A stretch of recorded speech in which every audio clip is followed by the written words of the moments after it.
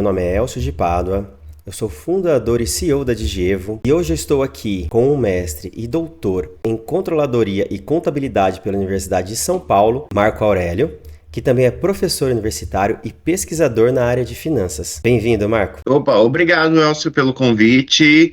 E vamos lá, vamos conversar um pouquinho sobre a parte de tecnologia, como que a gente envolve tecnologia dentro da área educacional, ou como que a gente está trabalhando isso no segmento de educação. Perfeito. Esse é um tema, né, Marco, que ele transborda hoje nas discussões, principalmente quando a gente pensa em como que os alunos vão se adaptar a essas novas tecnologias, como que as universidades, que muitas têm um formato ainda bem tradicional de ensino, como que elas vão aderir às novas tecnologias. Então, esse tema, tecnologias e educação em negócios, ela de fato é um tema muito importante. Mas aproveitando, Marco, na sua visão, quais são as principais tecnologias que estão emergindo na área educacional? Bem, eu acho que é interessante a gente destacar que na área educacional, a tecnologia ela tem que estar aliada à prática pedagógica, né, do docente. Então, o docente dentro da área universitária, ele não pode se enxergar como apartado da sociedade a qual ele vive, claro, porque o aluno ele está assim, cada vez mais o aluno ele está se relacionando com novas tecnologias, Uhum. novas formas de aprender, e o docente tem que estar atento a essas tecnologias para que essas tecnologias não se tornem um problema, mas sim uma solução dentro de sala de aula, né?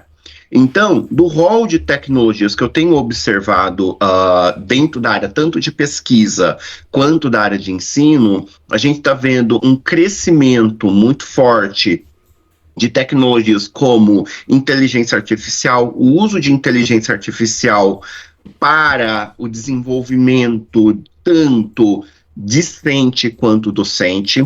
É claro que a tecnologia na parte de inteligência artificial tem alguns desafios que nós podemos falar mais sobre, mais à frente a gente pode falar sobre. A gente tem visto, veio uma crescente, agora deu uma diminuída talvez, a discussão de realidade aumentada, Perfeito. realidade virtual dentro do uso de instituições de ensino.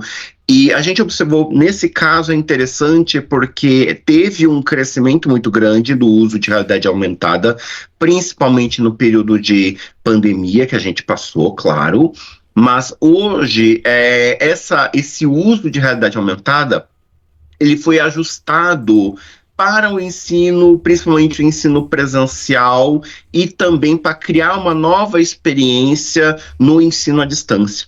Isso é interessante a gente abordar, principalmente em campos em que há necessidade de observação de fenômenos simulados ou reais. Um exemplo, por exemplo, a medicina, né?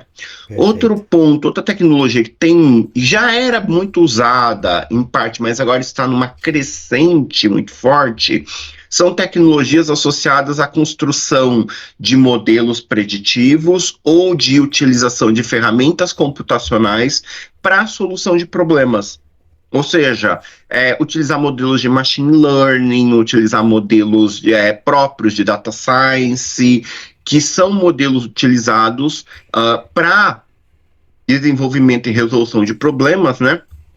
E eu acho que esses modelos também estão sendo integrados dentro de sala de aula para o aprendizado. É Perfeito. importante que todas essas tecnologias que a gente vê como emergentes, elas passam por um processo de experimentalização, né? Elas Uhum. são experimentalizadas e depois é organizado, é reordenado, né? A gente pode chamar assim, do que fica interessante para aplicação eu estou falando dentro do ensino superior, né? Porque tem outras tecnologias que são utilizadas, às vezes como ferramentas lúdicas para outros públicos, como, por exemplo, para o ensino fundamental e ensino médio. Por exemplo, o uso de tecnologias como o uso do Minecraft, por exemplo, você pode criar mundos específicos, esses mundos podem ser compartilhados, você pode criar aulas virtuais dentro desses mundos de uma forma mais lúdica, mas isso já voltado para outros públicos. Perfeito. E Marco, com o advento dessas tecnologias que você trouxe aqui, tecnologias relacionadas a machine learning, até a questão de realidade aumentada, eu vejo que o machine learning ele pode ajudar muito nas pesquisas, né? E adianta muito o lado dos alunos no momento de processar dados, de entender e ter uma compreensão mais clara em relação aos dados. E eu vejo também que essa questão de realidade aumentada é uma forma até mais divertida de acesso a algumas informações, onde os alunos podem ali, interagir com informações e ter uma compreensão melhor sobre os temas, né? Mas junto a tudo isso, eu entendo que vem desafios. Desafios para os professores, né? Como que os professores são impactados com a utilização dessas tecnologias no dia a dia? Quais são os principais desafios dos professores nessa interação que os alunos vêm tendo com as tecnologias? Eu acho que o principal desafio que o professor encontra, na minha concepção, é como eu integro essa tecnologia na minha prática pedagógica e dentro da sala de aula, tá? Vamos dar um exemplo claro, por exemplo, o uso de IA, no desenvolvimento de trabalhos acadêmicos. Esse é um caso, né? Um dos principais casos, né? Um dos principais casos. Como que o docente lida, por exemplo, com a utilização de IA utilizada por alunos, no desenvolvimento de trabalhos acadêmicos. Isso a gente pode extrapolar um pouquinho, depois a gente pode comentar isso dentro do campo de pesquisa, especificamente para IA, que você tem que criar um manual de boas práticas. Você poderia, por exemplo, às vezes o professor, ele olha, mas esse trabalho pode ter sido feito por uma IA. Ele pode passar por detectores de IA. Só que esses detectores não são 100% confiáveis, não tem uma acurácia de 100%, certo? Mas você pode criar um manual de boas práticas junto aos alunos, para que os alunos entendam que a necessidade deles desenvolverem trabalhos, entender que a IA é uma ferramenta de suporte e não um fator decisivo no desenvolvimento acadêmico deles, é um fator importante. Então, esse é um primeiro desafio que a gente encontra. O segundo desafio que eu vejo nessa interação tecnológica é que os alunos hoje, eles estão mergulhados dentro de uma área mais tecnológica, principalmente envolvidos dentro de redes sociais, que a gente fala principalmente, e como fazer com que a aula seja interessante ao aluno de forma ativa e de forma com que o aluno ele consiga aprender conteúdo dentro de um formato de sala de aula que a gente encontra hoje, né? Perfeito. Então, o desafio aqui entra num desafio de prática pedagógica, que a gente pode chamar assim. É um desafio onde eu tenho que conhecer as tecnologias que estão emergindo no mercado. Então, quando sai o IA, os professores têm que conhecer, têm que entender o que é, já tem que estar habilitado para poder ver se existe alguma aplicabilidade dentro de sala de aula. Perfeito. Se eu estou aprendendo, por exemplo, utilização de modelos de machine learning, que é algo já demandado pelo mercado, como que eu vou integrar essa utilização de machine learning em um exemplo, em um exercício, em alguma atividade pedagógica, pedagógica do aluno, para o aluno realizar, para que o aluno consiga entender esse conceito e esta ferramenta. Porque hoje, talvez o grande desafio dentro da educação, principalmente quando eu recebo os alunos, é fazer com que eles entendam que eles têm que aprender um conteúdo, que eles têm que aprender esse conteúdo, porque é diferente, a gente fala de aprender e aprender. O aprender é eu conheço o conteúdo, aprender é eu conheço e retenho esse conhecimento, né? Como que eu consigo aprender esse conteúdo, mas o aluno também tem que estar atento a uma prática tecnológica adotada por mercado. Isso é Exatamente. importante. Exatamente. E, E Marco, e isso, o docente tem que estar bem atualizado nessas práticas, nessas ferramentas. essas práticas e ferramentas, né, ao meu ver, é, até quero escutar um pouco da tua visão em relação a uma visão que eu tenho, tá? É óbvio que você é o especialista nesse setor e pode me corrigir se for o caso, mas eu tenho um entendimento que hoje nós vivemos uma era que é uma era da sabedoria, uma era diferente da era anterior, né? Antigamente, quem tinha acesso à informação, quem tinha acesso ao conteúdo com mais facilidade, a pessoa tinha uma vantagem muito grande em relação aos demais. Hoje em dia, todo o conteúdo, toda a informação, ela está pulverizada para todos os lados. Assim, praticamente você não tem mais uma informação, a não ser coisas, informações relacionadas a governo, etc., ah, ou algo sigiloso, industrial, a maioria das informações elas estão por aí, não é?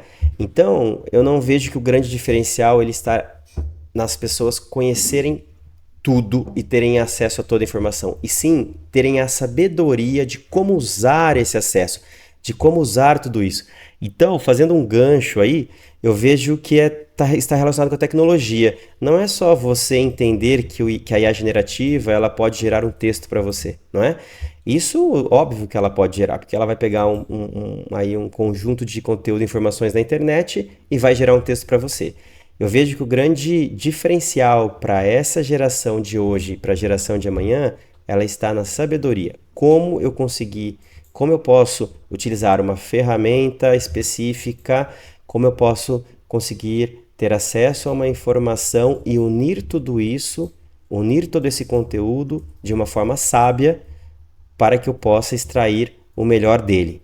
O que você pensa disso, Marco?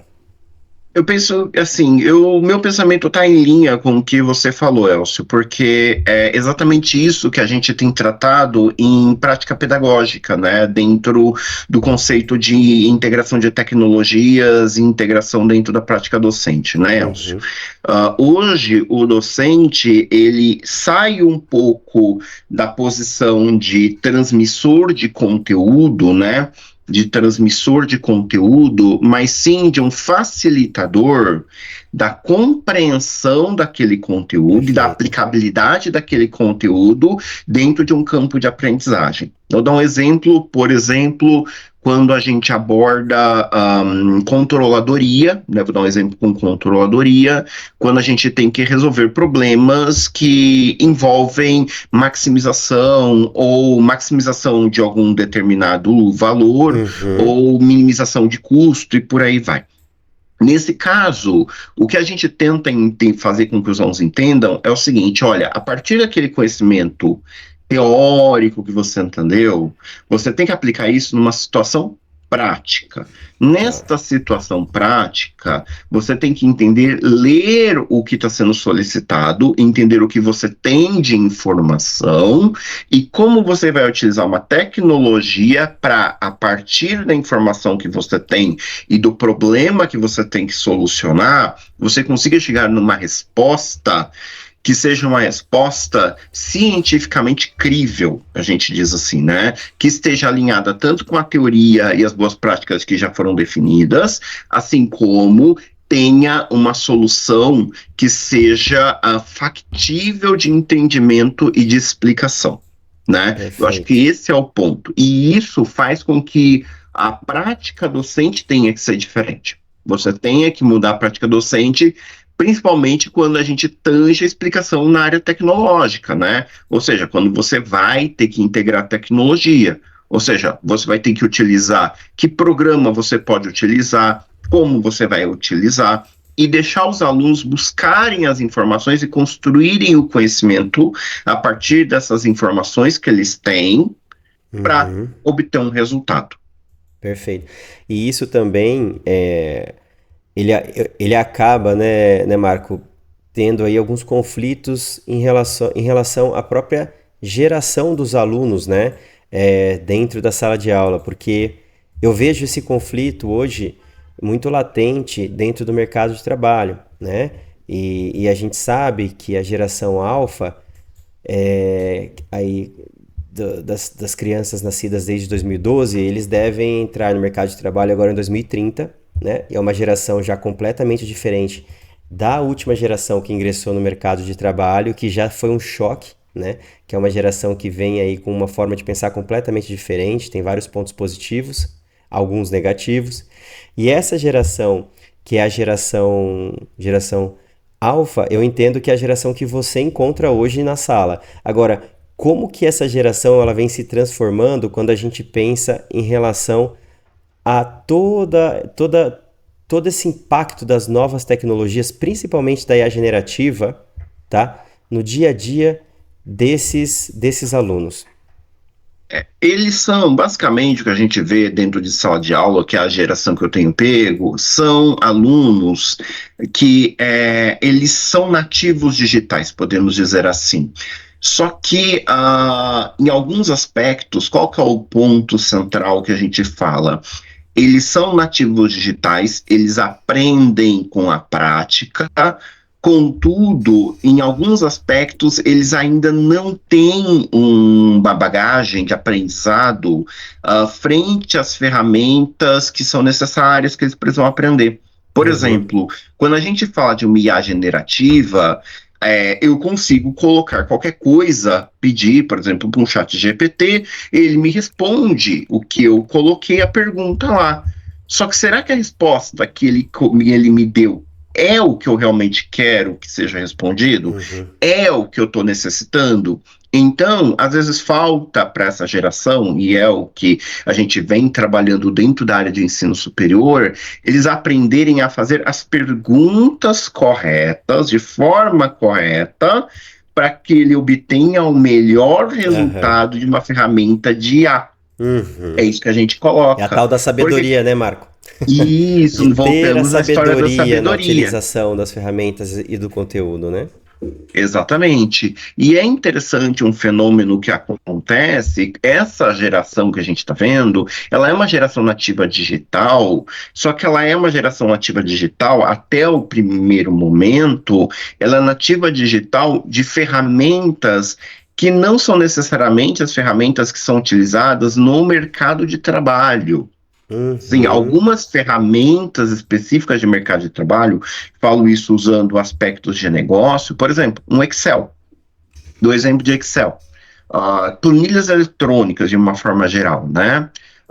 Às vezes, o aluno, ele chega no ensino superior com uma bagagem muito pequena de planilhas Sim. eletrônicas. Ele sabe muito bem o desenvolvimento de IA generativa, ele entende muito bem esses aspectos, ele entende como desenvolver, por exemplo, desenvolver apresentações usando Canva ou usando alguma IA de geração de Como apresentações. pesquisar no Ele, Google, como isso, ele ter entende, acesso a ele conteúdo sob demanda no YouTube, né? isso, ele entende muito bem isso, mas na hora de transmitir, colocar isso em prática em determinadas ferramentas, que seriam ferramentas em gerações anteriores muito mais usuais, eu falo isso porque a gente fala que a gente faz quando antigamente fazia um curso de informática, que você aprendia a ligar o computador, que você aprendia a usar o Windows, que você aprendia a apertar o Word, o Excel, o PowerPoint, tudo bonitinho.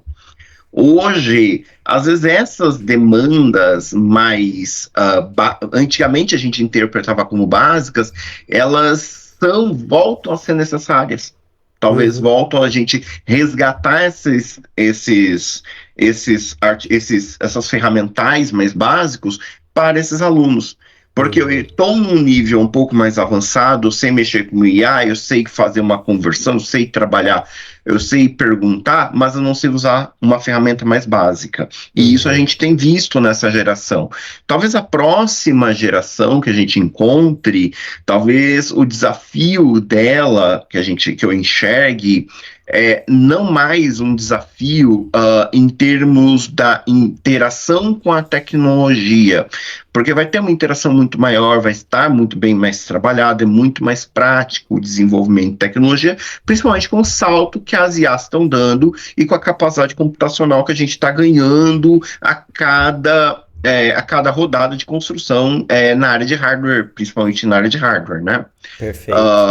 Mas o que eu observo é que talvez é o nosso maior desafio em sala de aula, eu falo principalmente, eu não estou falando na área de pesquisa, talvez a gente possa abordar depois um pouquinho mais sobre pesquisa. O que eu observo é como a tecnologia está moldando a forma de pensar dos estudantes. Ah, exatamente. Um exemplo básico aí de gerações anteriores é quando a gente pensa, por exemplo, em relação à utilização do corretor de texto, né? Isso fez com que as Uhum. pessoas deixassem de pensar na utilização do acento. Ela praticamente escreve o texto e o texto corrige, e o corretor faz tudo isso automaticamente, a correção toda, né? Então isso impacta um pouco na forma que a gente pensava quando a gente ia compor um texto, sendo que antigamente, antes dessas tecnologias, a gente era obrigado a escrever da forma certa para que a gente fosse avaliado e passasse nas provas. Agora imagina esse volume de tecnologia hoje. As pessoas praticamente elas não abrem mais um browser para digitar ali uma URL, né? Ela entra no Google e pergunta para o Google, digita ali o site, já sai o link do site. Então é como se as pessoas entendessem que o Google ele é acoplado ao browser e ele que seria o responsável por acessar, mas na verdade ele só está fazendo intermediação, né? Enfim. Exato. E com tecnologias tipo o Copilot que a gente tem outras tecnologias que a gente observa. Minha tendência, a minha apreensão é que os novos estudantes que vêm, eles fiquem dependentes de uma tecnologia para poder tomar as suas decisões, para poder Tá. desenvolver as atividades.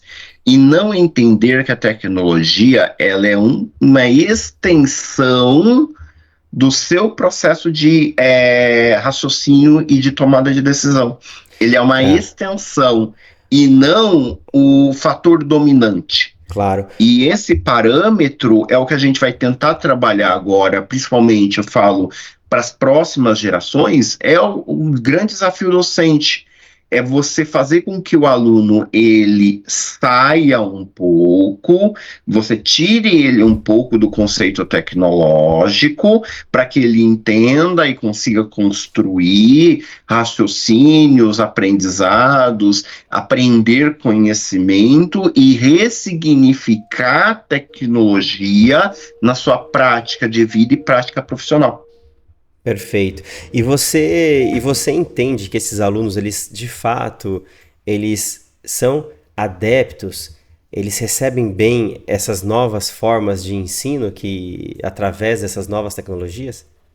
Sim, sim, sem dúvida nenhuma. Os alunos, eles observam melhor, porque a prática tecnológica, podemos dizer assim, todo aluno hoje, ele tem um contato muito forte com redes sociais, ele está muito conectado com áreas de conhecimento, ele está muito mais conectado com o computador e com devices tecnológicos, e quando você integra essas atividades de desenvolvimento de conhecimento com tecnologia, eu tenho tido resultados muito positivos na aplicabilidade disso, porque Perfeito. eles observam o conhecimento que eles aprenderam sendo aplicado por meio de uma ferramenta tecnológica, no qual essa ferramenta tecnológica apresenta um resultado. O que é importante também, principalmente, é eles entenderem por baixo o que está acontecendo com essa ferramenta tecnológica. A evolução Tanto dela, né? que isso, tanto que em algumas aulas que eu dou na área de mestrado, que eu trabalho também com não só com graduação, mas também com pós-graduação estricto, um dos pontos que eu bato, que foi uma coisa que até um amigo meu, um amigo pessoal meu, hoje o professor Luiz Paulo Fávero, que é um amigão meu, foi meu orientador, ele diz que é sempre importante o seguinte, é a gente entender o que a ferramenta tecnológica está fazendo. Isso é Uhum. importante. Como, né? Como Por ela, como quê? ela faz, né? Isso, pelo menos entender o básico, o que está sendo feito ali. Porque Perfeito. não adianta nada eu querer desenvolver um modelo de machine learning ou eu querer trabalhar. Olha, eu tenho um problema, eu quero prever vendas. Eu apresento um problema na área financeira e eu quero prever vendas daqui a um determinado tempo. Ah, beleza. Abro o computador, abro o software ou abro a IA, peço para ele criar um modelo. A IA entrega um código, eu pego o código, coloco num.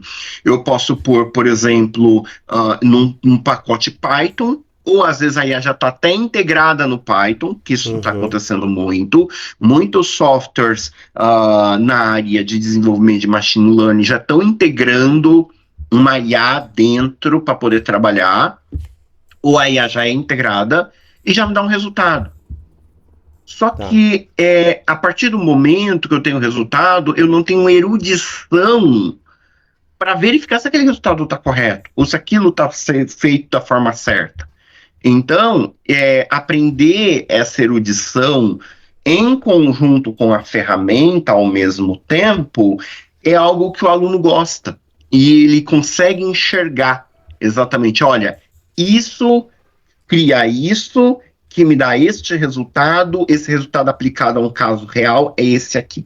Perfeito, perfeito. E Marco, nós temos aqui, estamos indo para o final, né? Então, eu entendo, inclusive, né, que a gente poderia até marcar uma outra, porque tem muita coisa ainda que eu Uhum. posso perguntar aqui e que você tem muito conteúdo a entregar. Então, fica aqui antecipadamente o convite para Marco Aurélio à volta, né? Ok, estou à Tá disposição. bom. E Marco, você falou aqui em alguns pontos sobre pesquisa, né? Você chegou a citar. Eu queria aproveitar agora esse finalzinho para que você falasse um pouco como que as pesquisas, o desenvolvimento de pesquisas, ela pode ser beneficiada a partir dessas novas tecnologias. Perfeito. Bem, principalmente o uso de modelos matemáticos, já é algo implementado por pesquisadores já há algum tempo. É claro que o que a gente está ganhando agora com o maior poder computacional que os hardwares têm, a gente ganha capacidade de desenvolvimento de modelos cada vez mais sofisticados. E esses modelos têm a capacidade de dar mais acurácia ou apresentar para a gente resultados muito mais críveis e com muito mais consistência. Isso é um ponto que as pesquisas científicas têm ganhado muito, né? Esse é um Uhum. ponto que a academia estava já num crescimento paulatino, principalmente eu falo isso pelo campo de finanças, né? O campo de finanças ele já crescia em função disso, já estava Tá. crescendo muito em função dessas discussões que a gente tem. E o desafio que a gente está encontrando hoje em pesquisa é a gente saber fazer uma boa pergunta de pesquisa. Como que eu desenvolvo uma boa pergunta de pesquisa, uma boa indagação Tá. para poder responder? Por quê? Hoje, em termos de conhecimento, como você mesmo falou, o conhecimento ele já é distribuído. Então, o conhecimento você consegue levantar, você tem redes construídas, né? E o advento de inteligência artificial que a gente pode colocar é um passo que, na minha opinião, deu uma mudada interessante dentro da área de pesquisa científica, né? Vamos começar colocando alguns pontos que eu acho que interessantes, que as próprias revistas que fazem publicação científica têm colocado já diretrizes para a utilização de inteligência artificial. Algumas revistas já estão trabalhando com isso. Uhum. A maioria das grandes publishers já estão trabalhando com isso. Então, quando eu devo citar, quando, às vezes a revista não aceita, às vezes a Uhum. revista aceita, mas você tem que citar que você utilizou e como você E como utilizou a IA. utilizou? Uhum. Você pode estar utilizando, às vezes, a IA, por exemplo, dou um exemplo, eu faço pesquisa em português. Ou eu desenvolvo uma pesquisa, escrevo um primeiro draft em inglês, e eu quero que esse draft seja traduzido para um inglês melhor, de forma melhor. Hoje a IA já faz isso.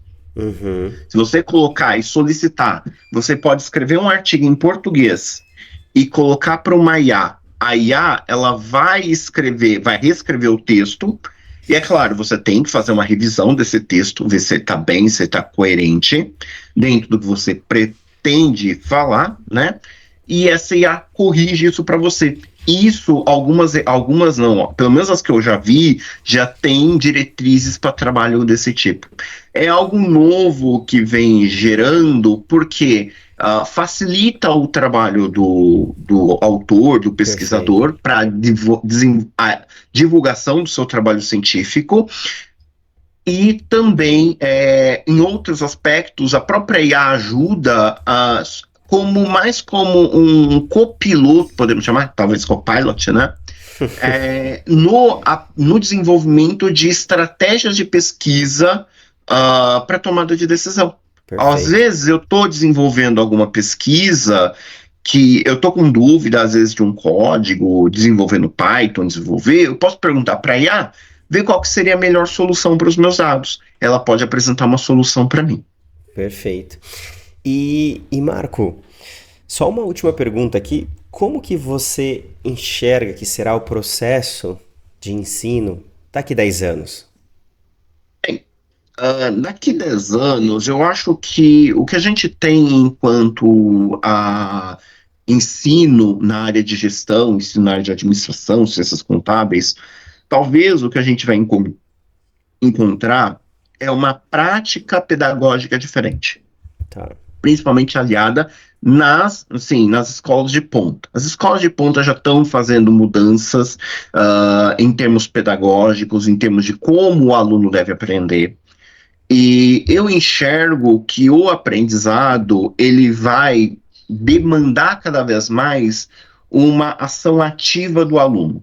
Tá. Hoje a gente vê que, em parte, tem muitos alunos que chegam e vêm do ensino médio com um letramento passivo. Eles não são agentes do seu conhecimento. Uhum. A universidade, que já demanda isso, vai demandar cada vez mais com que esses alunos saiam de um modelo passivo e tornem-se agentes do seu conhecimento. Ah, tá. Existem modelos de aprendizagem, existem escolas que já adotam outros modelos de aprendizagem, e eu acho que esses modelos novos de aprendizagem se tornarão, talvez, dominantes daqui a 10 anos. Mas eu acho que Perfeito. talvez também vai ser necessário, Elcio, mais à frente, uma mudança de paradigma num passo antes. Não no passo superior, mas no ensino médio e no ensino fundamental. Porque o aluno, quando ele chega no ensino superior, hoje ele já leva um choque. É. Talvez o medo é quanto maior se os ensinos anteriores não mudarem, o choque e o gap entre o ensino superior, que vai demandar uma ação ativa para a construção até mesmo de soft skills, como automotivação, iniciativa e desenvolvimento de solução de problemas, isso daqui pode estar ficando cada vez mais distante. Então, É. a ideia é, o ensino superior, ele vai se desenvolver pensando em formulações mais ativas, mas o ensino médio também vai Precisa necessitar acompanhar. dessa evolução. Perfeito. Perfeito, Marco. Uma pena que já acabou aqui, né, o nosso tempo de hoje, mas eu realmente quero já deixar o convite para que a gente grave uma segunda vez com novas perguntas, porque você de fato tem muito conhecimento e muito conteúdo que pode ajudar a esclarecer muito sobre esse tema de tecnologia, né, na educação. Então, eu quero agradecer muito a sua presença. Foi um prazer falar com você. E espero que a gente possa se reencontrar aqui em breve, nessa jornada da Digievo, de conversar com especialistas sobre qual o impacto da tecnologia na área desses especialistas. Perfeito. Eu que agradeço o convite, tá, Elcio? Eu agradeço o convite de estar conversando com você e fico à disposição, caso você tenha interesse ou quem estiver nos assistindo tiver mais interesse, para a gente fazer uma parte 2, que a gente ainda tem bastante coisas. A gente falou aqui uma parte mais superficial, mas a gente tem ainda um aprofundamento muito importante, caso seja de interesse. Tá Com bom? Fico já à certeza. disposição. Com certeza. Muito obrigado, Marco. Um abraço. Um abraço. Tchau, tchau.